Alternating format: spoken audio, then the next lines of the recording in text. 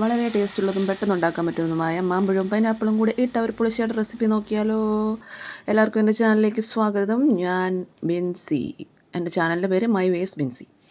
ഈ കറിയുണ്ടല്ലേ കുറച്ച് കൂടുതൽ ചോറുണ്ട് കേട്ടോ. എന്നാൽ മാമ്പഴം 3-4 ഉള്ളൂ. അതെടുത്ത് നന്നായിട്ട് ഞാൻ ചട്ടിയിലിട്ട് നന്നായിട്ട് കഴുകിയെടുത്ത് ഒരു കഷ്ണം പൈനാപ്പിളും കൂടെ കടകടകടാന്ന് കട്ട് ചെയ്ത് ഒരു ചട്ടിയിലേക്ക് പൈനാപ്പിളും മാമ്പഴവും 2-3 പച്ചമുളക് കീറിയതും ഇട്ട് കുറച്ച് വെള്ളവും കുറച്ച് ഉപ്പും കുറച്ച് മഞ്ഞൾപ്പൊടിയും കൂടി ഇട്ടിട്ട് വേവിക്കാൻ വയ്ക്കുക.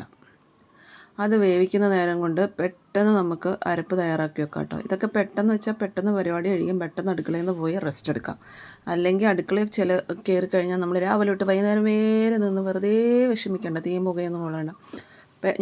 ഞാനെപ്പോഴും അങ്ങനെ എളുപ്പ പരിപാടിയാണ് കേട്ടോ. പെട്ടെന്ന് സാധനങ്ങളൊക്കെ റെഡിയാക്കി വെക്കുക, പെട്ടെന്ന് കറി ഉണ്ടാക്കുക, പെട്ടെന്ന് പുറത്തേക്ക് പോവുക. അരപ്പിന് 2 കപ്പ് തേങ്ങയും 2 കപ്പ് കട്ടത്തൈരും കൂടെ നന്നായിട്ട് മിക്സിയിൽ അടിച്ചെടുത്ത് വെക്കുക. പുറത്തെ മോട്ടറിൻ്റെ ശബ്ദമുണ്ട്, ഡിസ്റ്റർബൻസ് ആയെങ്കിൽ ക്ഷമിക്കണം കേട്ടോ. അപ്പോഴേക്കും നമ്മുടെ കഷ്ണങ്ങളൊക്കെ വെന്ത് അരപ്പ് ഇതിലേക്ക് ഒഴിക്കുക. ചെറുതായിട്ട് ചൂടാകുമ്പോൾ ചട്ടി ഓഫ് ചെയ്യണം കേട്ടോ, അല്ലെങ്കിൽ കറി പിരിഞ്ഞു പോകും. പിന്നില്ലേ, നേരത്തെ ഒരു കാര്യം പറയാൻ മറന്നു കേട്ടോ. മാമ്പഴം തൊലി കളഞ്ഞ് വേണം കേട്ടോ മാമ്പഴം പൈനാപ്പിളും കൂടെ വേവിക്കാൻ. മാമ്പഴത്തിന് തൊലി കളയുന്ന കാര്യം മറന്നുപോയി പറയാൻ.